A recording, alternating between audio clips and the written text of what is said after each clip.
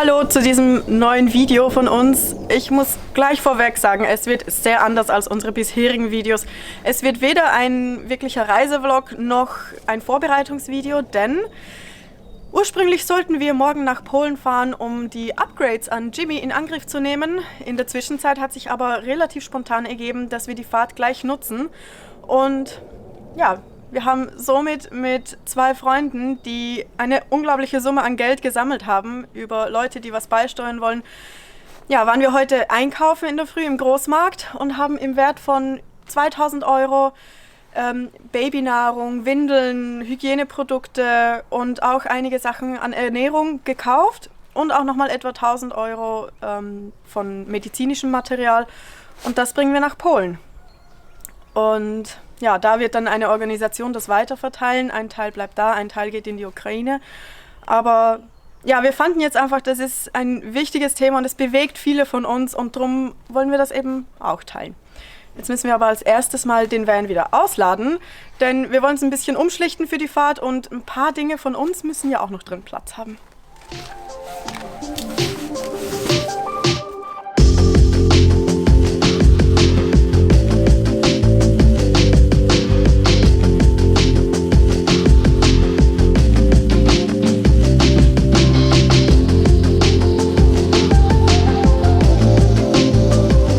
Wir haben in der Zwischenzeit doch einiges aus dem Van genommen, es ist noch ganz viel drinnen. Aber ja, das ist vor allem halt die Babyabteilung mit Windeln, Babynahrung und solchen Sachen. Hier hinten haben wir Suppen, Cracker, Riegel, ja, Haferflocken, und da vorne ist die Ecke, wo wir einiges an Medikamenten dabei haben. Das wurde so ja, bestellt. Und ja, hier drinnen sieht es wie folgt aus im Van. Es sind weitere Getränke, Essen, Milch. Ja, und unter dem Bett ist es voll von Dosen. Und ja, kommt doch einiges zusammen. Oh ja, also ich glaube, das Maximalgewicht haben wir erreicht, aber ja, es ist schön, dass wir so viel mitbringen können.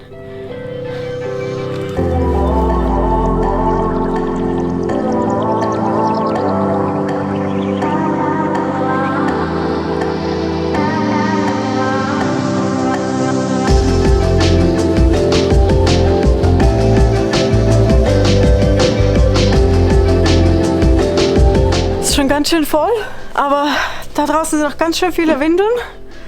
Und ich glaube Früchtebrei. Also es ist wirklich noch einiges. Und die ganzen Medikamente sind gar noch nicht drin. Nee. Und Kekse. Ja, es ist noch einiges.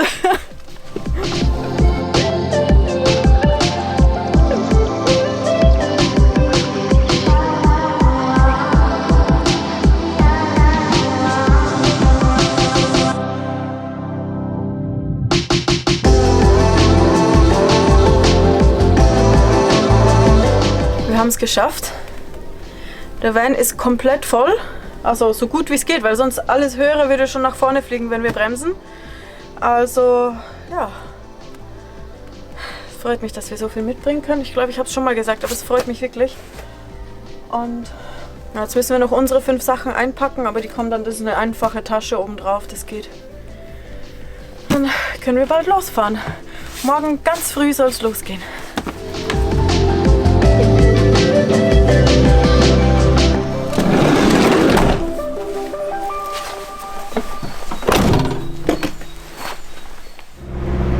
Guten Morgen, wir sind kurz vor 8 Uhr losgefahren und ja, haben etwa gut 700 Kilometer vor uns. Das ist eine ganz schöne Strecke, aber wir wollen alles an einem Tag schaffen, denn ja, es geht auch gar nicht anders. Es sind so viele Sachen auch nochmal dazugekommen.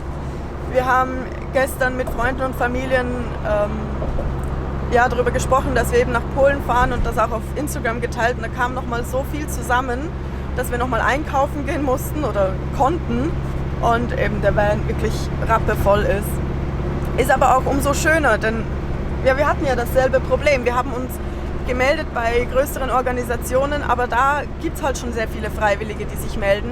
Und erst als wir über Freunde den Kontakt zu dieser kleineren Organisation hatten, da konnten wir auch wirklich etwas beisteuern. Und wir teilen auch mit euch später in einer ruhigeren Minute ein paar Infos dazu, wie das hier funktioniert und wie ihr vielleicht auch ein bisschen was dazu tun könnt. Wir fahren jetzt eben diese 700 Kilometer zu 2 Abgabepunkten. Das eine ist so eine Art Zwischenlager, wo die Sachen dann morgen abgeholt werden und in die Ukraine gebracht werden. Und das andere ist eine Unterkunft. Da leben etwa 60 Personen, jeweils immer für ein paar Tage. Das sind Leute, die gerade aus der Ukraine kommen und zwischendurch da unterkommen, bevor sie dann nach ein paar Tagen weiterfahren. Aber erstmal müssen wir Strecke machen.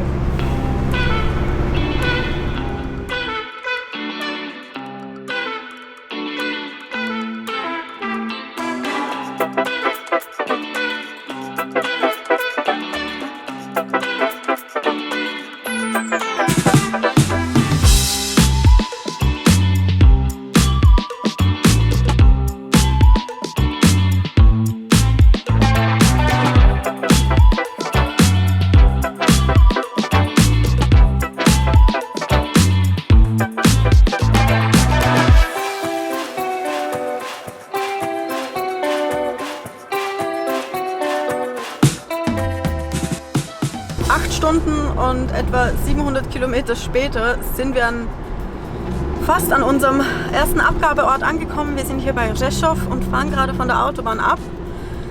Hier treffen wir uns mit den Eltern oder dem Vater von einer Freundin, die hier eben so diesen polnischen Teil organisiert hat. Bei ihnen werden wir den ersten Teil abladen und zwischenlagern, denn der Teil geht dann morgen erst weiter mit einem anderen Transport in die Ukraine rein. Und ja, danach fahren wir dann weiter an den zweiten Punkt. Jetzt aber erstmal hierhin. Ich glaube, ja, wir sind nur noch 2 Minuten entfernt. Ich hoffe, Sie haben viel Platz in der Garage.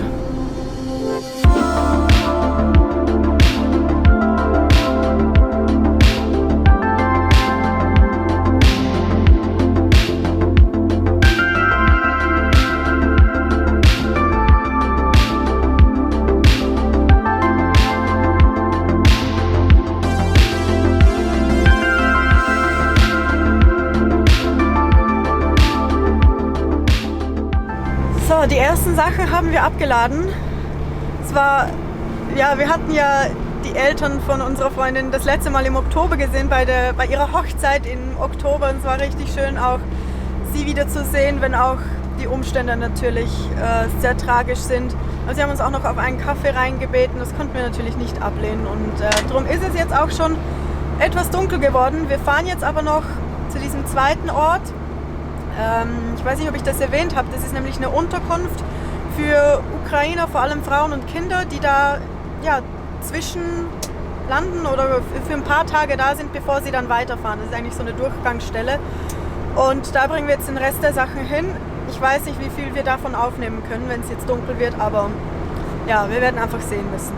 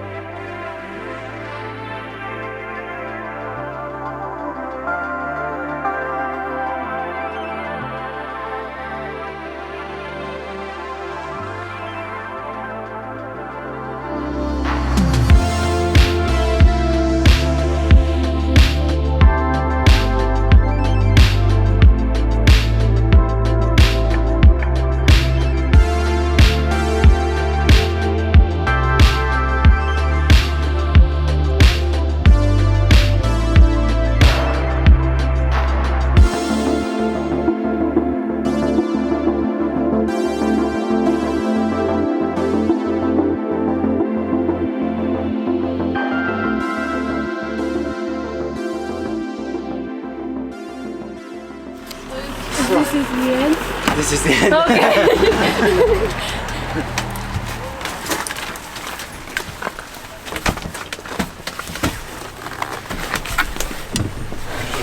That's it. Okay. That's it. So, man sieht es hier. Der Van ist so gut wie leer, es sind nur noch unsere 5 Sachen drin. Das war jetzt gerade nochmal richtig emotional. Wir sind hier an diese Adresse gekommen.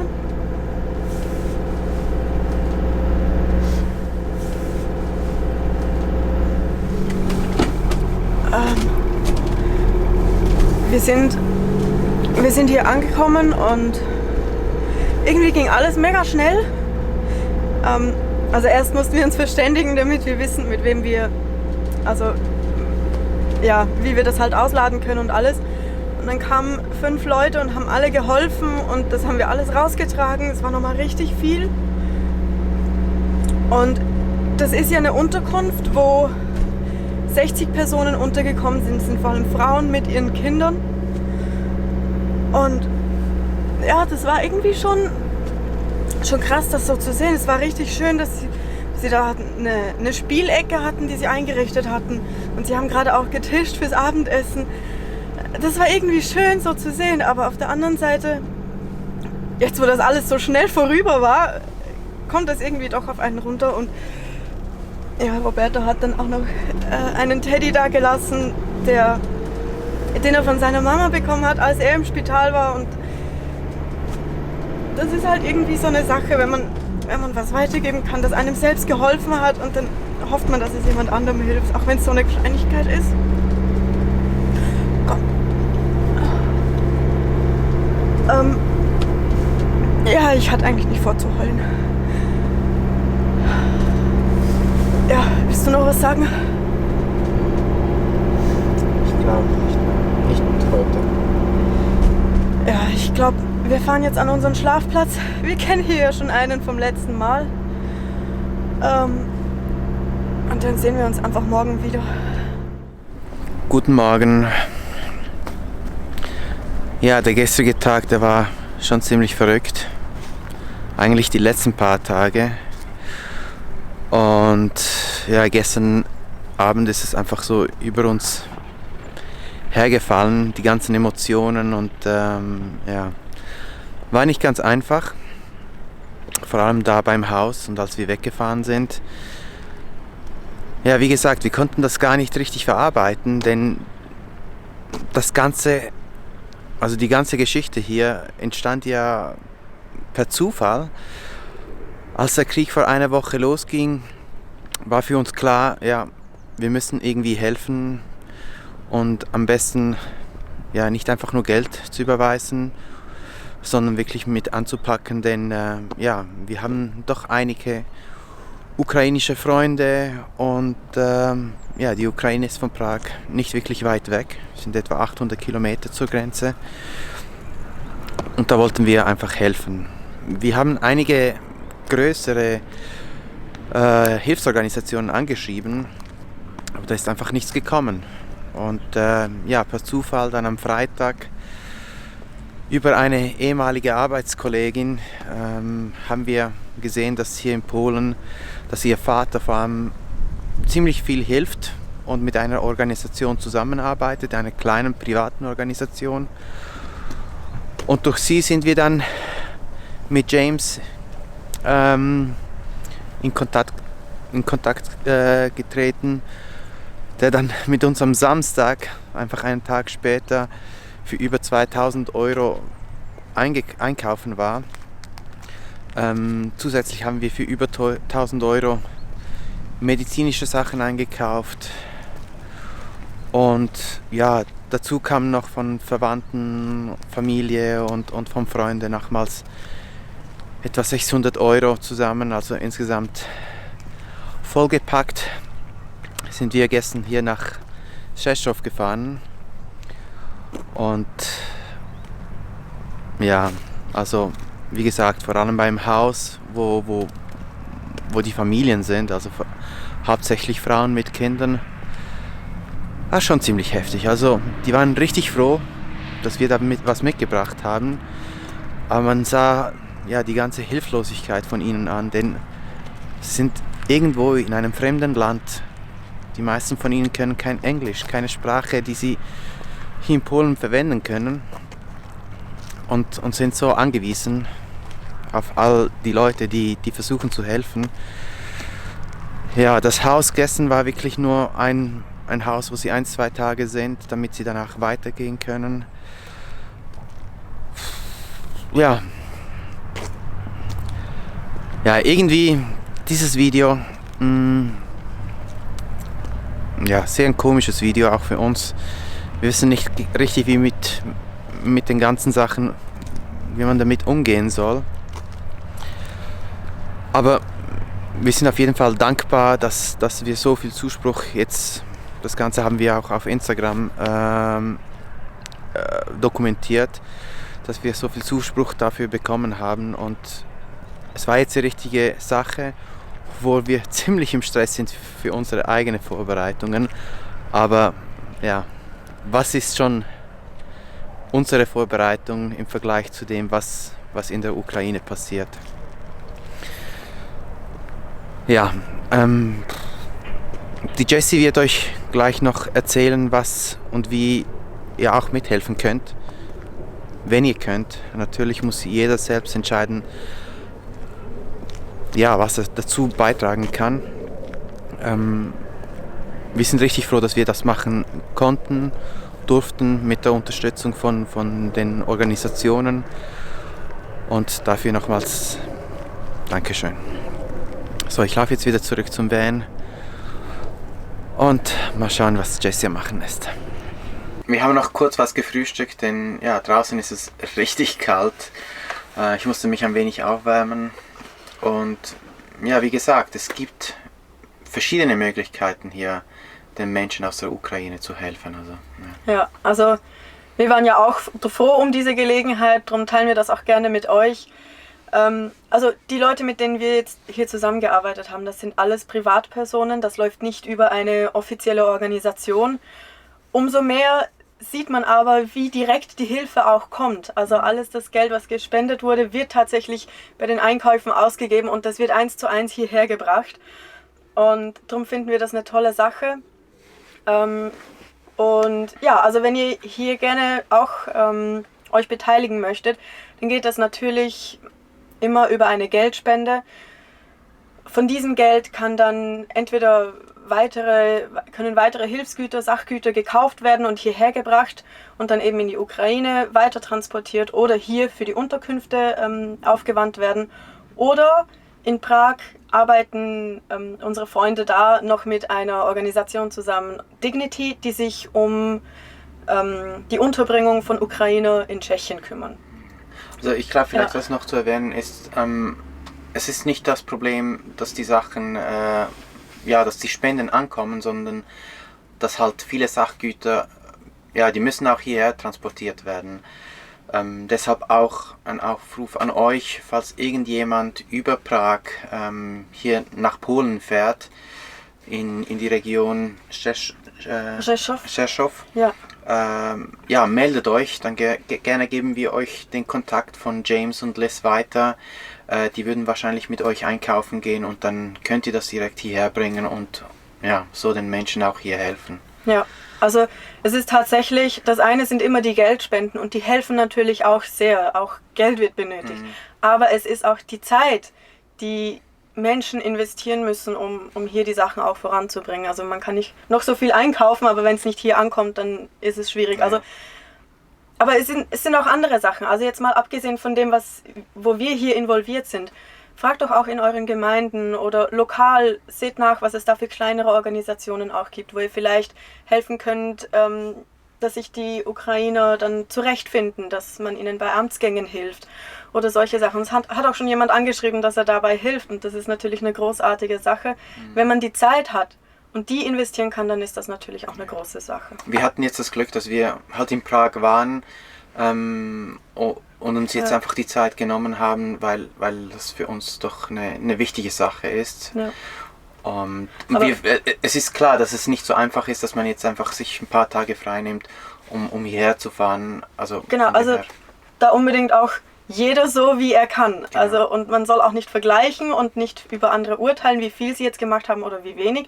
Wirklich, es geht nur darum, jeder für sich entscheidet, was er tun kann, und dann ist es großartig, wenn er das tut. Genau, und wenn viele von uns helfen, ist es eine große Hilfe. Ja.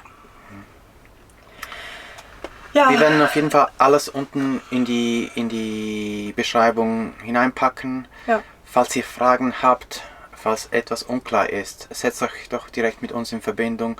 Am besten via E-Mail oder schreibt es halt unten in die Kommentare. Oder Instagram. Egal wie. Genau. Wir von unserer Seite werden auf jeden Fall die gesamten Einnahmen von diesem Video spenden. Ja. Ja. Und genau, ich weiß nicht, ob ich das erwähnt habe. Also wenn ihr an dieser Sache teilhaben wollt, wo wir jetzt da involviert waren, ihr könnt auch gerne die Spenden an unser PayPal-Konto überweisen und wir leiten das dann weiter. Genau. Wie ihr möchtet. Mit der Bemerkung Ukraine. Unbedingt, ja. Wir haben uns schon mit James da abgesprochen, er weiß Bescheid und freut sich schon. Ja, und ich glaube, damit beenden wir auch diesen sehr anderen Vlog. Es ist ein schwieriges Thema. Wir hoffen, wir haben das auch irgendwie angemessen rübergebracht. Wir wussten eben bis vor kurzem nicht, wie sehr wir uns da überhaupt involvieren würden. Und es ist eine Kleinigkeit, aber wie du schon gesagt hast, viele Kleinigkeiten führen zu einer großen Sache und ja, es ist ein wichtiges Thema. Ja. Und danke nochmals allen, die das ermöglicht haben und für die weitere Unterstützung. Ja. Bis dann. wieder.